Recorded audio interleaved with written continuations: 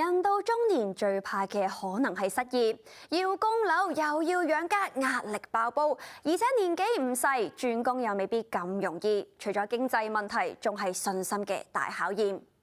經濟不景嘅時候，唔少企業都會凍薪，甚至係裁員㗎。如果人到中年先至俾人炒魷魚，真係咪話唔彷徨啊？要從頭就業市場，又談何容易呢？ Steve 大學畢業之後，從事人力資源工作，曾經效力過唔同嘅企業，但係喺40幾歲嘅時候就遇上事業嘅難關。Steve， 你當時咧人到中年面對失業咧，情況同心情係點樣嘅咧？當時真係好突然嘅，因為覺得自己真係非常之盡心盡力啦，咁但係無奈即係因為個管理層嘅改變，咁就不獲續約嚇，咁所以當刻都係真係由即係有去到冇咁樣，係非常之失落嘅。點樣由失業變成創業嘅咧？義務去幫一啲朋友去修改佢哋啲嘅 CV 啊等等啦，咁都發覺好多中年人都面對嘅問題其實都係好類似嘅，因為佢哋都可能做咗一份工作好耐啦，咁都冇去揾個工啦，咁所以點樣去 present 自己啊，點樣去揾翻自己個事業方向，其實都係唔係好識嘅。咁啱我又遇到翻2個舊同學啦，佢哋都係有相同嘅遭遇，咁我哋都覺得啊，我哋作為一個過來人，可以嘗試下去幫佢哋喎，咁所以就膽粗粗咁成立咗一個社企。社企喺2016年成立，主要係幫助一啲工作上面處於樽頸位嘅中年人，協助佢哋喺心態同埋技能上面可以突破自己。而過去嘅10年之間呢，佢哋幫助咗接近1000人啦。而 William 就係其中一位。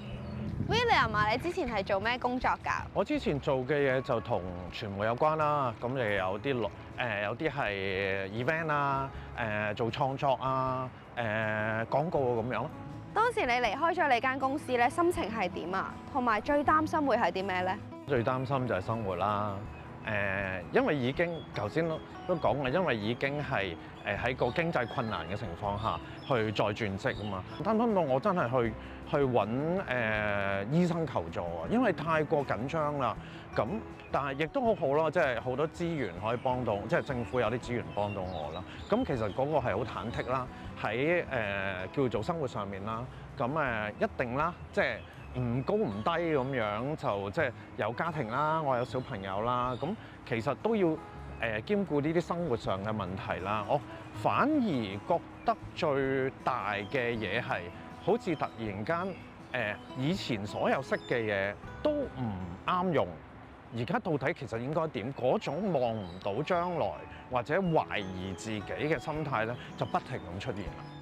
咁佢哋點樣幫你谷底反彈咧？教咗你啲咩咧？其實唔係教我方法，佢係同我傾好多喺心態上嘅改變，令我改觀咗。到底我攞唔攞我所識嘅嘢出嚟，重新起步啊？抑或去攞我本身嘅叫做年歷啦，一切去開放個心態去睇一啲新嘅嘢咯。中年危機咧，會唔會引發到一啲人有啲情緒問題嘅咧？絕對會㗎，因為當去到中年危機嘅時候，頭先講到嗰幾方面會出現咗一啲嘅挑戰啦。咁可能我哋會有好強烈嘅一啲負面嘅情緒，包括自我嘅質疑啊、焦慮啊、壓抑啊，呢啲其實咧亦都係好多負面嘅情緒出現嘅時候咧。如果我哋冇一個情緒嘅出口喺度，咁我哋一路向內咁樣去壓抑住嘅話咧，咁亦都會係好大機會咧去誘發到一個呢個情緒病出現嘅。當事人又應該要點樣面對呢？首先，我哋好重要一樣嘢就係我哋要先察覺好自己嘅身體情況啦，同埋情緒啦。如果譬如持續出現咗一啲嘅譬如頭痛啊、胃痛啊，或者對於諗法嗰方面係越嚟越負面啊，平時做開嘅興趣都失去咗嘅，咁呢啲咧其實亦都係一啲抑鬱症嘅先兆啦咁樣。咁我哋首先要先理解好自己個身體狀況。明白自己喺呢個人生階段嚟講嘅話，遇到呢啲情況，其實咧都可能係一個好正常嘅一個挑戰嚟嘅。咁當我哋可以成功去適應到，或者去處理到呢個挑戰嘅話咧，咁我哋亦都係由危機會變成咗一個契機咁樣。咁當然啦，我哋要去處理我哋自己嘅呢個狀態嚟講嘅話，可能自己未必有足夠嘅能量去做嘅。咁可能我哋有時候揾下屋企人啦，或者揾下朋友啊，各方面去傾訴下啦。咁自己嘅身體狀況咧，其實同個情緒咧係息息相關嘅。咁所以做運動啦。瞓好啲啦，呢兩樣嘢咧對個情緒嗰個幫助咧係好大嘅。咁如果持續啦都出現嗰個情緒好低落呢個情況啦，咁我哋亦都需要咧去揾呢個專家咧去適時咁樣去提供協助。